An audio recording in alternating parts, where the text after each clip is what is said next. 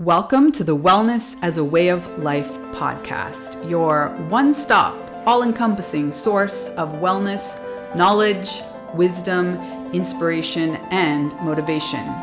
Here we teach you why not all wellness trends are for you, how to figure out which ones are, how to best adapt them for your personal wellness toolbox, and how ultimately to integrate your wellness practices so fully that they become to feel like brushing your teeth. A foundational part of who you are and not a check mark on your to-do list. Here we know that in order for health and wellness to be sustainable, we need a less is more approach, leaving the information overload and tips overwhelm behind. I'm your host, Megan Swan, creator of the Wellness as a Way of Life course and the Sustainable Integrated Wellness Approach. I have more than a decade of experience in the wellness industry and on my own personal wellness journey, learning how to tune into and trust my intuition and drown out all the noise. As a certified IIN health coach, detoxification expert, plant-based chef, yoga teacher, and coach, I will help you distill down the information overload and feel more confident and at ease in your own skin again. So let's swan dive in.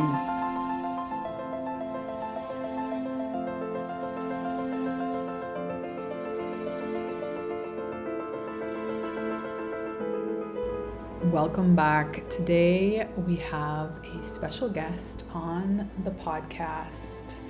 I am so excited for this conversation with Vikki. She is the UK's leading feminist time, productivity, and rest coach, innovating outdated time management systems and tools that simply have women, quote unquote, getting by, overworking, and operating from high stress and pressure. After graduating from the London School of Economics, she worked in finance and tech before founding her coaching company. She's gone from 80 to 15-hour weeks and helps her clients do the same.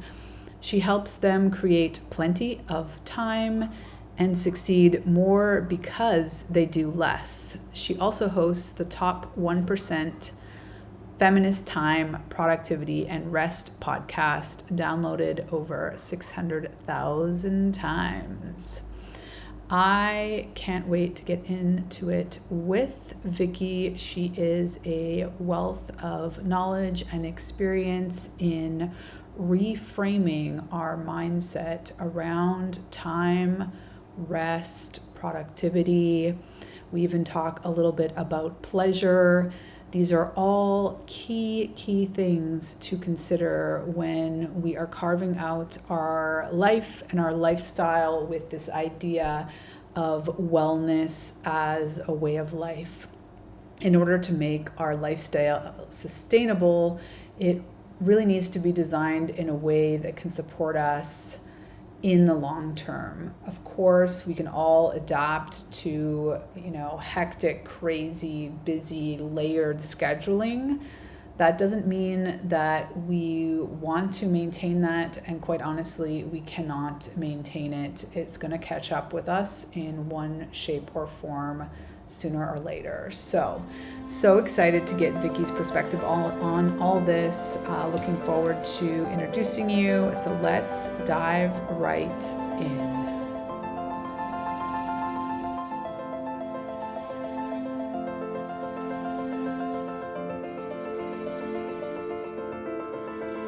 Welcome, Vikki. I'm so excited to chat with you today, get to know you a little better. I find your work super fascinating, and I am crystal clear as to why you've been so successful with this specific point. So tell us your personal journey to even defining the term feminist time. Yeah, thank you so much for having me. I call it like the perfectionist hustler, where I wanted to do everything, wanted to work long hours, wanted to achieve, was super ambitious. And that meant I was working 80-hour weeks or sometimes 3 jobs at once and getting all the qualifications and certifications, and I just wanted to be successful.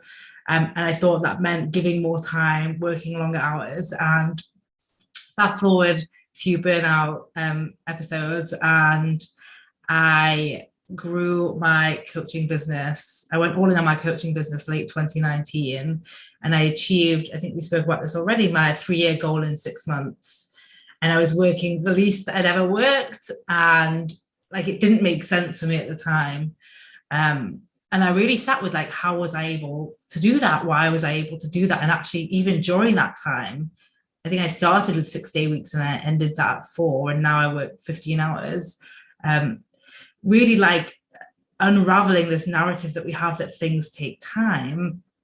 And then fast forward to, you know, I'll be honest, for a while I thought I couldn't call myself a feminist because I wasn't really out there. But actually, when I got pregnant, I got put on bed rest for a few months and told to stop working completely. And it just struck me, like, if I was still working in finance, I was still getting on the tube every day, and I was in my first trimester where I, you know, wasn't supposed to be telling people, what would I have done? And I realized, like, it's not an option to be feminist anymore. Like, it's true. The system does not work for us. And as women are growing in terms of our socioeconomic impact, I think we're starting to see that we don't want a seat at the table. We have to build new tables that consider us from the ground up.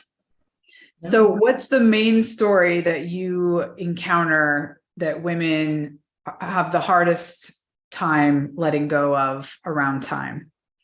Oh, it's the guilt narrative. Unfortunately, we are taught to be givers. We evolved as nurturers, and so as we've evolved into our modern day roles, we've not actually ever been given permission to drop other things, or so it's just, we've just added to our plate. We've never thought to take away from our plate. And when we speak about women having it all, like, we never use that phrase for men. We're never like, men can have it all. It's just a stupid the idea that we've set up these areas of our lives to compete impacts women a lot more. And with that means when you are giving to one thing, you are taking from another. And a lot of the work that I do with my clients is really seeing how when you give to one thing, you are giving to all the things. When you give to your personal life, you are, playing, resting, and invoking creativity that you can, of course, bring to your work. When you are giving to your work,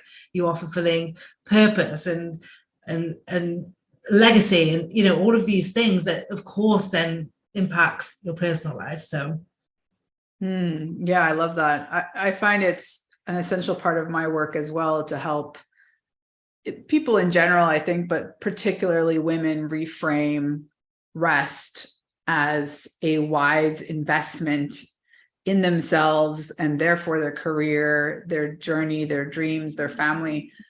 Can you just talk a little bit about your experience with, when you were working in corporate, how did you frame rest?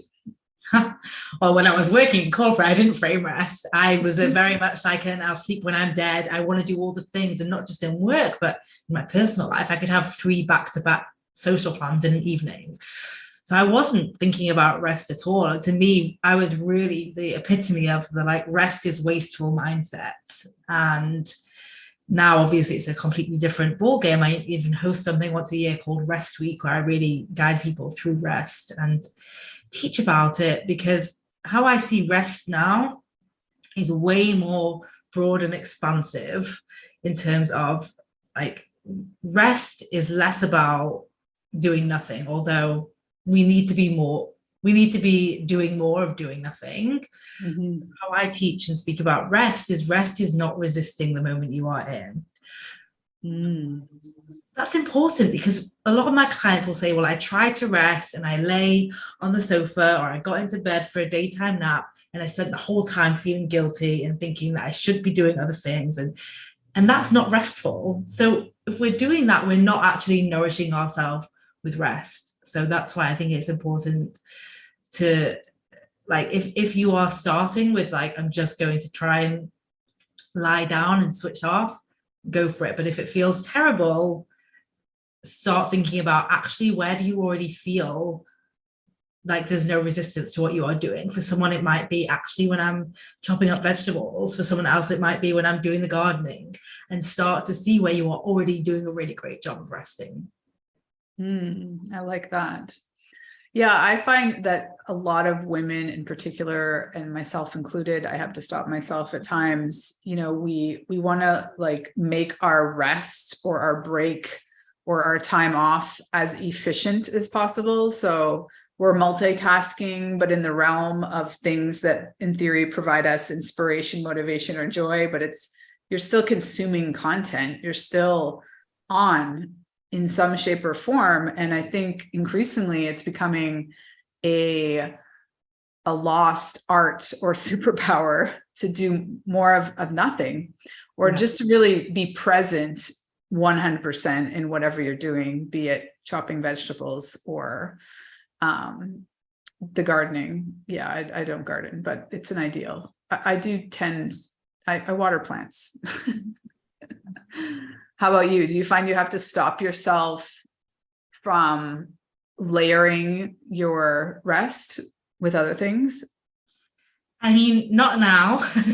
I'm definitely on the other side of this, but I remember when I first decided, I'm going to, for me, it felt like audacious, even though I was working for myself and had the flexibility and the capability. I decided I was going to have Wednesday mornings off. That was when I first decided to intentionally cut down my week beyond 40 hours.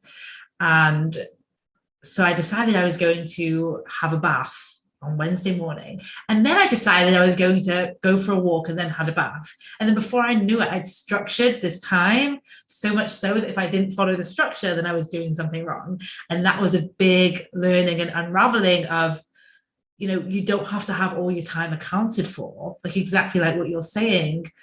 And creating that room to be present and connected with yourself in the present. And like, what do I want to do now? Instead of what should I do? What's productive rest? I think that's the issue.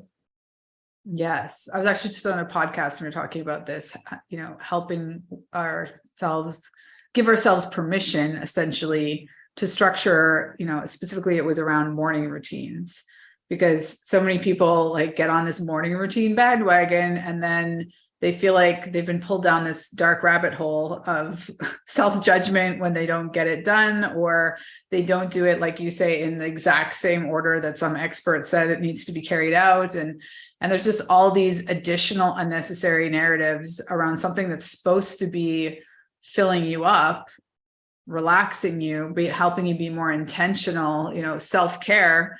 And instead it has maybe not the opposite effect, but it is bringing in this layer of stress for something that is supposed to be helpful. Yes. I mean, my take on this is you can use someone else's to-do list or task list or order as a guide to get started. But ultimately, you know what's best for you. You are the expert of you, and you are probably different every single day. So more important than following someone's 5-step process is connecting to yourself and understanding like, what am I available for today? So that's what I would really encourage people to think about, is like, there might be a few things where you're like, I do like to journal, I do like to do yoga, I do like to get outside, I do like to have a quiet cup of coffee.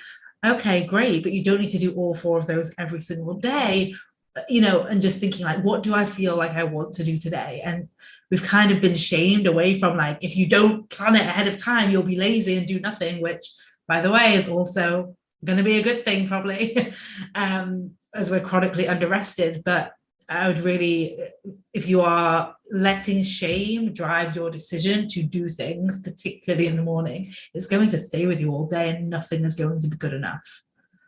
Yeah.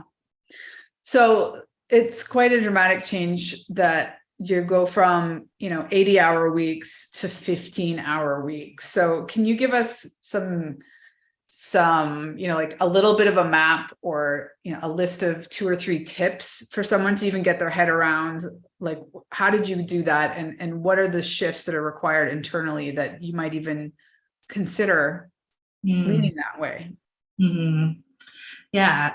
So when I was last working at that level, I remember walking through I was living in Austin at the time with my husband, and we co-founded this tech company, and we were walking, hiking. And I just remember saying to him, I love our purpose and our mission, but I feel like I'm sacrificing all of me, everything that I have in order to do it. And he was the one that was like, we're closing down this business. I was like, why? I can't think why. And that was the last time I really got to that level of such overworking.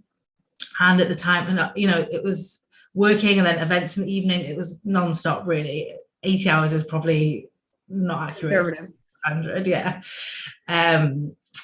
And so when I knew that I would go all in on my coaching business because it was my other passion. And I actually got hired by a coaching school to coach their clients. I think it was like 20 hours a week. And then I was like, oh, I'll do 5-day week. And then it creeps into 6. And I remember the moment I realized, I was like, I'm not doing this again, because one of my clients couldn't do during the week. And so I said, okay, on the weekend, and then why not add someone else? And my business was growing fast, as we've spoken about. And I had to make that decision of, I'm going to quit this job that's providing me a steady salary and go all in on my business, which was terrifying. But I think I'd just been so close to, I'd already had the heartbreak of overworking myself away from being able to do the work that I wanted in the world. And I just wasn't willing to do that. So that was like a big awareness and a big internal acknowledgement that guided me for sure. Another thing that I did, I invested in a sex coach actually, and she taught me about reconnecting to pleasure. And that for me was such a mind-breaking, like, we've not got time for sex, but I've got time for work. It's just like, why are we taught to have these false pleasures over this like natural pleasure? And it just opened up a lot for me to think about, like, actually, if I was leading my life for wanting pleasure, which is like, all right, then what would I do differently? And it was like, okay, I would open up this Wednesday morning, for example. And that was a big shift for me, to think about leading for pleasure instead of for productivity.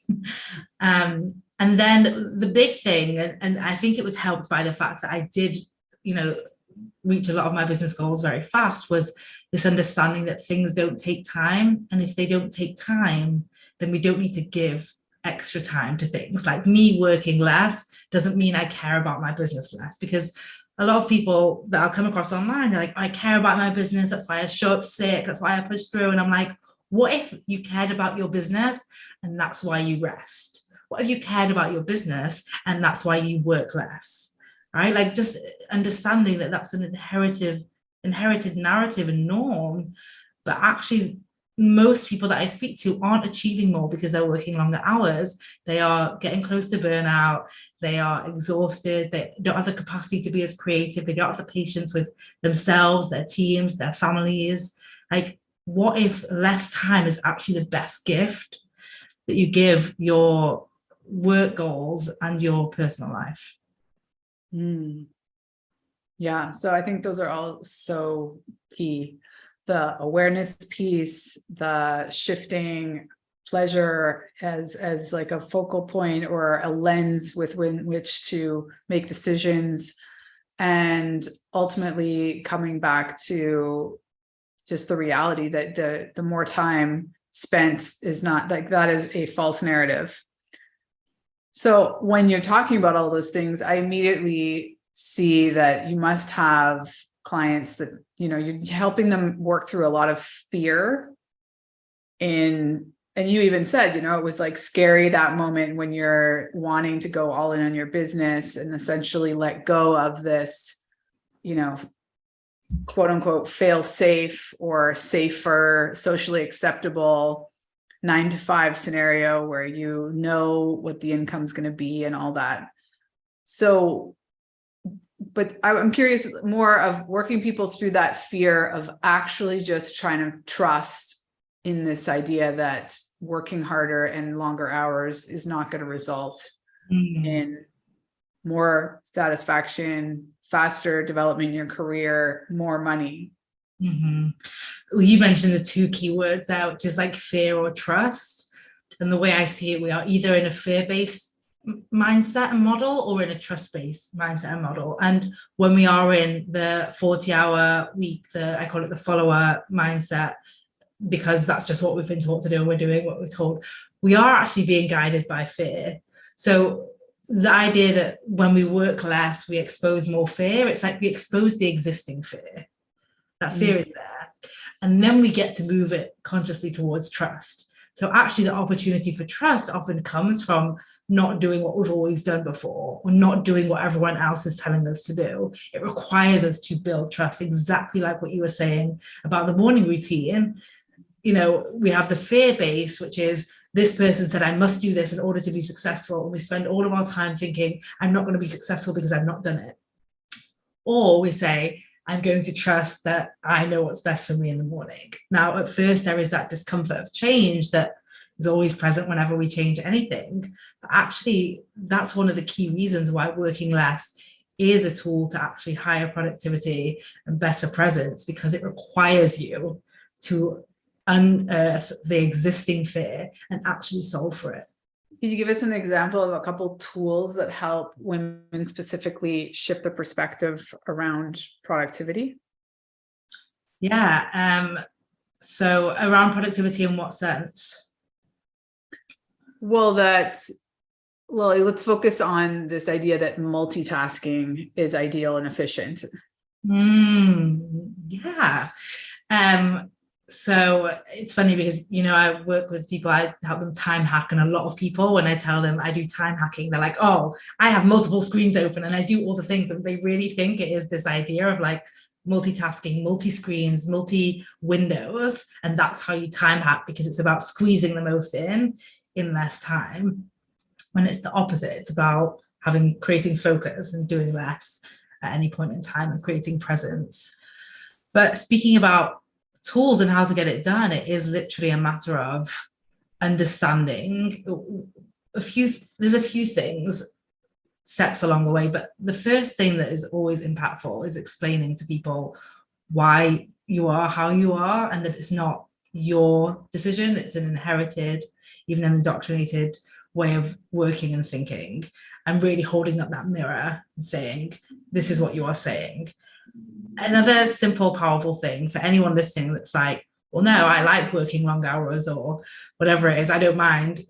The way I like to think of it is, would you give your schedule to your best friend? Would you give it to your kids? Would you be like, this is how I want you to work for the rest of your life? And for oftentimes for people, especially for women, when we think about our kids and holding that mirror up, it's like, no, I wouldn't.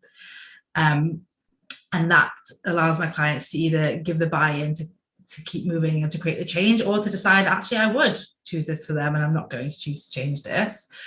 Because again, my work is not about telling people what they should do. It's about helping them trust themselves so that they can make the best decisions for them. And I mean, one of the things that I teach my clients is about sprinting and resting. So we've all heard about the Pomodoro method, the 25 minutes on, 5 minute off. But a lot of my clients end up resting a lot more than, like, if you think about an actual sprint, how we speak about it is life is not a marathon, it's a series of sprints. So you're not just going to do one sprint, you're going to do a series of them. How do you really optimize that sprint? It's not going to be with a 5 minute rest. If you've actually sprinted, right? You're not going to be able to sprint for 8 hours in a day. By going for 20 minutes, stopping for 5, you'll exhaust yourself. So it's really about optimizing your time on and time off. And typically the first step to do that is adding time off and then expanding that time off. And what most people think is the first thing to do that is by, sprinting in the time on. But if you do that first, I promise you, you will keep resisting the time off. You will keep resisting the rest. The rest is the more difficult part. I know everyone listening to this is ambitious, is hardworking, is intelligent, is capable. That's not your problem. The issue is add 5 minutes of rest, add 10 minutes of rest, let it be uncomfortable. Stretch your rest window. Yeah.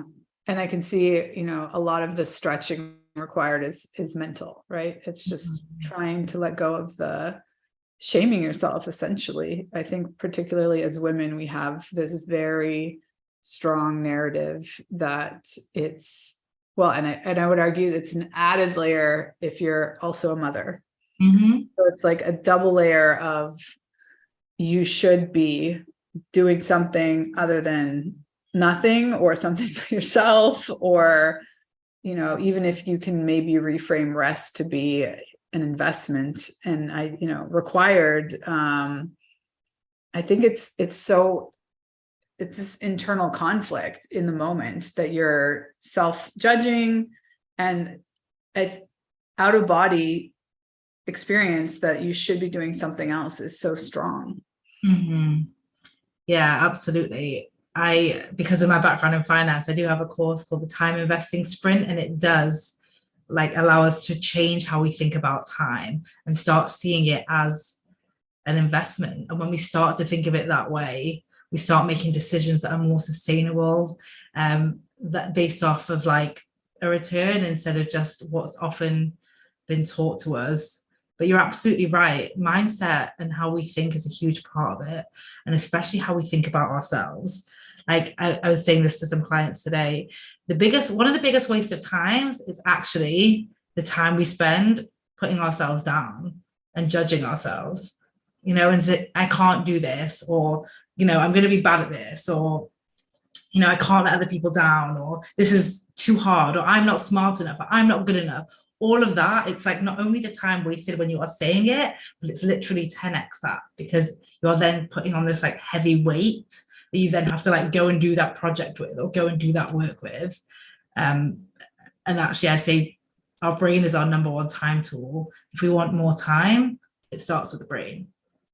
Yeah, I frame that as energy leaks, the self-judgment and even the perfectionism, like the looping back on the same thing over and over again when, sure, it might get slightly better, but is it worth the amount of time, the self-judgment, the energy, the negative self-talk? All of those are just layers of negative energy that are pulling you down in some shape or form. Yeah. So can you share with us your little life hack that you discovered going on mat leave? Wait, which one? Like this? Oh, yes, my email hack. Yes. Yeah. I mean, I actually always have had, not always, post, since changing my relationship with my time, I realized that I wanted an out of office on all the time, just to manage expectations that either I will respond or I won't respond, or if it's urgent, send it to my team at this email. But when I went on mat leave, I set an autoresponder that was basically like, I'll probably never reply. And that's okay. I'm on mat leave and I've kept it on, and I am back at work, but I love having it on. And it's funny because people will email my team and be like, oh no, we booked Vikki in for a workshop, is she still on mat leave? And they're like, no, it's okay. She's available. But I just don't even try to respond to emails. My inbox is so small now and so slight, and it turns people off in the best way. It really is. I think unfortunately our inboxes have become like this, inundated with so much stuff that we don't need, and we don't need to.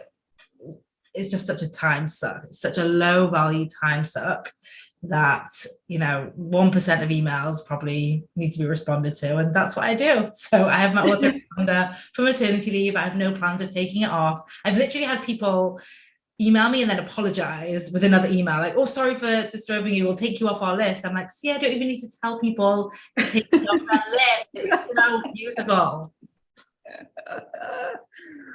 I think that's brilliant. Yes. So one last question regarding, did you find that there was another layer of this work for you personally first, and potentially with clients when you became a mother? Because I know that you shifted this whole perspective before you became a mother, which kudos. Yeah, I was so glad I did create my 15-hour work week before I became a mom, and I'm super grateful for that. But if anything, now it's reinforced to me, like, it's not a nice to have. So many women are leaving the workforce, and we're losing so much talent, and not only talent, but also our own opportunities to solve global crises and issues and create new solutions and create new innovative things, because we have this workplace and workforce mindset and rules that excludes women and excludes parents and excludes mothers, and means literally the best option is to not work. Like, how sad is that? So if anything, it's definitely ignited more in me that, like, as you know, as we spoke about before this podcast, my work has traditionally been, I work with one-on-one clients, they join my programs, and now I'm, you know, so incentivized to go into organizations and companies and help them help their people optimize their time so that they can achieve more without working longer hours. Or for some companies, how can they build the 4-day work week with, you know, while actually achieving more, or remote work or so on. Like, how we work is ripe for change, and for sure that's been a big shift.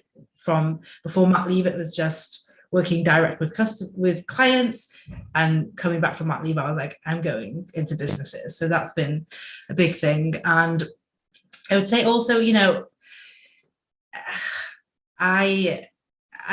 it's definitely my incentive, but also my reality of getting, you know, this morning I went for a long walk in the park with the baby and my husband, and then I took the baby to soft play, just me, so my husband could do some stuff around the house. And then, you know, I'm working this afternoon, and it's just such an easier life. It's easier to get the things done. It's easier to have the space, and my business is, you know, it continues to grow and scale. So if you are listening to this, one of my clients said that she works at a company and she joined Time Hackers and she implemented this stuff. And she said a lot of her teams are like, you're just magically good at time. No one can be like you are, because she's got promoted twice since working less hours. She's won awards. She's had multiple pay rises. And she said they're literally saying to her, like, you're just a magic unicorn. And she's like, it's a skill that I learned. Right. And I think some people are listening are probably like, that's okay for you because you did it before, or you have your own business, or whatever it is. And instead of asking why it's not for you, I just encourage everyone listening to ask, why might it be for you? Why might you be able to do this? And I'm not asking you to jump from 80-hour to 15-hour weeks in a day. That's not recommended. But to really think about, what if I could get 1 hour back every single day? What would that look like? Yeah, I love that. So where can people find you? I know you have your own podcast. I don't know if you want to mention it. And otherwise, where do you like to point people? Yes, it's the Feminist Time, Productivity and Rest podcast. And I'm also on Instagram at Feminist Time Coach. And you can go to my email, to my website, and download the Don't email her. Yeah. Definitely don't email me. You can go to my website and download the Stop Wasting Time guide, which is going to talk you through the 4 biggest time wasters and how to solve for them. And that's just vikkilouise.com/guide. It's VIKKI, or you can find it on my Instagram. Beautiful. Well, I love the description of your day. It just sounds divine. And I think a lot of women would be envious of, it's just even the pace in which you describe, you know, what's going on in a given day, I think is relatively foreign to most people. And I think, yeah, I'm just so excited to see where all this ends up. Thank you. Thank you so much for having me and for having this conversation. I think it's, you know, the more people we can make aware that this is an option, just so that we can start expanding our minds and our consciousness around it. Like, what if this is possible? Yes, this mindset shift is essential for having wellness as a way of life, really. Yes, exactly. Thanks again, Vikki. Thank you. Thanks again for listening to the Wellness as a Way of Life podcast. As you know, we love bringing you valuable content that helps you improve your wellness. This podcast is sponsored by the Wellness as a Way of Life course. The course experience is the ultimate and only wellness course you need to have in your back pocket. If you're looking to feel more confident and at ease in your own skin with consistent energy, this course is the perfect solution for you. And the best part, as a listener of the podcast, you'll get an exclusive discount on the course. Just use the promo code WELL4LIFE at checkout to receive 10% off of your purchase. That's capital W, ELL, the number 4, capital LIFE at checkout. 8 incredible women have taken the Wellness as a Way of Life course and can attest to the massive value it provides. Consisting of 60 plus audio lessons, a dozen videos, the Wellness as a Way of Life workbook, and the Wellness as a Way of Life daily tracker, menus, playlists, readings, and the Megan Swan Wellness Resource Vault. It makes it the most comprehensive, less is more, holistic wellness course on the market. So if you're ready to take your wellness skills to the next level, head over to the website linked here in the show notes and enroll in the Wellness as a Way of Life course today. Hey there, one last thing I wanted to share with you. If you're enjoying this podcast, it would mean so much to me if you could rate and review it on your favorite podcast platform. It really does help us grow the show, and this being so important to me to get this message out to more women to help them optimize their wellness and ultimately their lives. This is my mission, and I would greatly appreciate it if you could support the podcast by rating and reviewing. Thanks in advance. Have a good one.